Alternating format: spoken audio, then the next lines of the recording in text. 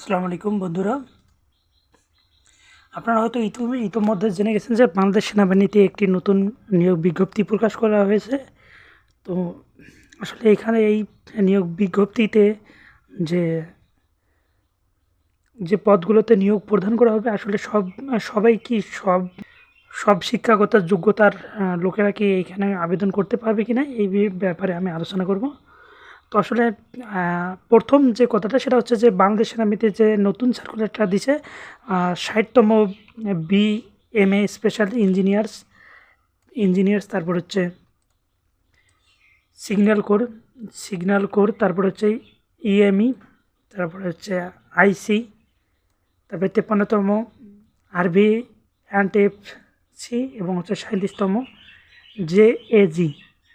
এই পদগুলোতে আসলে সবাই অ্যাপ্লাই করতে পারবে না, কারণ হচ্ছে যে এখানে যেমন হচ্ছে এখানে ইঞ্জিনিয়ার্সের তো ক্ষেত্রে যারা ইঞ্জিনিয়ার তারা এখানে অ্যাপ্লাই করতে পারবে, সাথে সিগন্যালস যারা আছে তারা এখানে আবেদন করতে পারবে। তো আপনারা সবাই আবেদন করতে পারবেন না।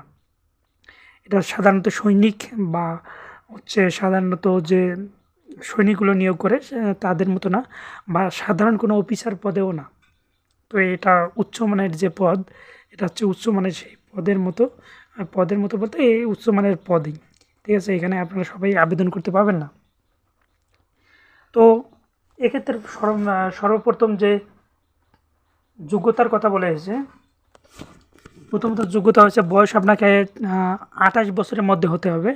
আর তারপরে দ্বিতীয় হচ্ছে শারীরিক মান বা ন্যূনতম, এখানে হচ্ছে হাইট এবং ওয়েট, আর হচ্ছে আপনার বুকের যে পরিমাপটা। তো এখানে আপনার উচ্চতার সর্বনিম্ন যেটা হচ্ছে বা ন্যূনতম হচ্ছে আপনাকে পাসপোর্ট ৪ ইঞ্চি হলে আপনি এখানে অ্যাপ্লাই করতে পারবেন। আর ওজন হচ্ছে ওজন আপনার সর্বনিম্ন ৫৭ কেজি হলে আপনি আবেদন করতে পারবেন, তবে এর থেকে কম হলে আপনি কিন্তু পারবেন না। আর হচ্ছে বুকের পরিমাপ হচ্ছে স্বাভাবিক ক্ষেত্রে আপনার ৭৬ মিটার বা ৩০ ইঞ্চি স্বাভাবিকভাবে, আর প্রসারিত হলে আপনার ৩২ ইঞ্চি পর্যন্ত এখানে হতে হবে পুরুষের ক্ষেত্রে। আর মহিলাদের ক্ষেত্রে এখানে হচ্ছে আপনার ৫ ফিট ১ ইঞ্চি সর্বনিম্ন বা ন্যূনতম, আর হচ্ছে ওজন হচ্ছে ৪৯ ইঞ্চি। আর প্রসারিতর ক্ষেত্রে হচ্ছে ২৮ ইঞ্চি এবং হচ্ছে ৩০ ইঞ্চি মহিলাদের ক্ষেত্রে। আর এইখানে আসা যাক তৃতীয় নাম্বার যে যোগ্যতা, সেটা হচ্ছে শিক্ষাগত যোগ্যতা। এখানে ইঞ্জিনিয়ার্স কোর্স আর যারা হবে পুরুষের ক্ষেত্রে এখানে তাদের জাতীয় মাধ্যম বা মাধ্যমিক বা উচ্চ মাধ্যমিকে যেরকম রেজাল্ট হইতে হবে, জিপিএ সর্বনিম্ন হচ্ছে 4.50 বা 4.5 পেতে হবে। আর ইংরেজি মাধ্যমের ক্ষেত্রে জাতীয় মাধ্যম এটা হচ্ছে আপনার সচরাচর যেটা, তারপরে ইংরেজি মাধ্যমের ক্ষেত্রে ও লেভেলে হচ্ছে ৬টি বিষয় ন্যূনতম ২টিতে এ গ্রেড থাকতে হবে, ৩টিতে বি ও ১টিতে সি গ্রেড, এবং এ লেভেলে 2টি বিষয় ন্যূনতম বি গ্রেড হলে এখানে আপনারা আবেদন করতে পারবেন। আর সিভিল ইঞ্জিনিয়ারিংয়ের ক্ষেত্রে হচ্ছে বিএসসি ইঞ্জিনিয়ারিংয়ের কমপক্ষে সিজিপিএ 3 পয়েন্ট পাইতে হবে। 3 পয়েন্ট অনেক বেশি, মানে ফার্স্ট ক্লাস পাইতে হবে আর কি, ঠিক আছে। ফার্স্ট ক্লাস ছাড়া এখানে আপনারা আবেদন করতে পারবেন না, ঠিক আছে। তো দ্বিতীয় ক্ষেত্রে যেটা হচ্ছে সেটা হচ্ছে সিগন্যাল কোর। এখানে পুরুষ প্রার্থীর ক্ষেত্রে এখানে পুরুষ প্রার্থী, কিন্তু এখানে মহিলা কোনো প্রার্থী নেই, ঠিক আছে। আপনাকে এসএসসি এবং ইন্টারে সর্বনিম্ন হচ্ছে 4.50 পেতে হবে। ও লেভেলে হচ্ছে 6টি বিষয় ন্যূনতম ওই একইভাবে। তো এখানে আপনার কম্পিউটার সায়েন্স থাকতে হবে, ঠিক আছে। সিএসই এখানে আপনাকে কম্পিউটার সায়েন্স থাকতে হবে। তারপরে ইলেকট্রনিক্স এবং হচ্ছে কমিউনিকেশন ইঞ্জিনিয়ারিং, তারপরে হচ্ছে ইলেকট্রিক্যাল এবং ইলেকট্রনিক ইঞ্জিনিয়ারিং ত্রিপলি বিষয়ের উপরে বিএসসি ইঞ্জিনিয়ারিং কমপক্ষে 3, মানে সিজিপিএ 3 থাকতে হবে, মানে 3 থাকতে হবে। ইলেকট্রিক্যাল এবং মেকানিক্যাল ইঞ্জিনিয়ারিং এগুলো আপনারা একটু পড়ে নেবেন। তো এখানে সবচেয়ে যে গুরুত্বপূর্ণ বিষয় সেটা হচ্ছে আপনারা এখানে যদি আপনার 4 নম্বরে এভাবে সবগুলো পদে যারা এলএলবি করছেন তারাও এখানে অ্যাপ্লাই করতে পারবেন। তারপরে আপনারা যারা বিএসসি করছেন তারাও এখানে অ্যাপ্লাই করতে পারবেন। তো এইখানে বৈবাহিক অবস্থা যেটা সেটা হচ্ছে পুরুষ অবিবাহিত হলেও এখানে কিন্তু অ্যাপ্লাই করতে পাবেন। যেমন যদি আপনার পহেলা জানুয়ারি 2025 তারিখের মধ্যে 26 বছরের উপরেও হয়, পহেলা জানুয়ারি মানে ফার্স্ট যে জানুয়ারি আসবে 2025 সালের, তো ওই সময় যদি আপনার বয়স 26-এর উপরে হয়, মানে 26 থেকে 28-এর মধ্যে হয়, তাহলে আপনারা কিন্তু যদি বিবাহিত হন তারপরেও আপনারা এখানে অ্যাপ্লাই করতে পারবেন। আর মহিলাদের ক্ষেত্রে মহিলা অবিবাহিত বা বিবাহিত দুই পক্ষেরই এখানে অ্যাপ্লাই করতে পারবে। এখানে আসলে অযোগ্যতা যেগুলো সেগুলো হচ্ছে যে সেনাবাহিনী, নৌ বিমান বাহিনী অথবা যে কোনো সরকারি চাকরি হতে অপসারিত বা বরখাস্ত কোনো প্রার্থী আবেদন করতে পারবেন না। তারপর ISSB কর্তৃক 2 বার স্কিট আউট প্রত্যাখ্যাত, একবার ফিল্ড আউট ও একবার প্রত্যাখ্যাত হলে আবেদন করা যাবে। তবে 5 বছরের পূর্বে 2 বার ফিল্ড আউট প্রত্যাখ্যাত প্রার্থীগণ আবেদন করতে পারবেন।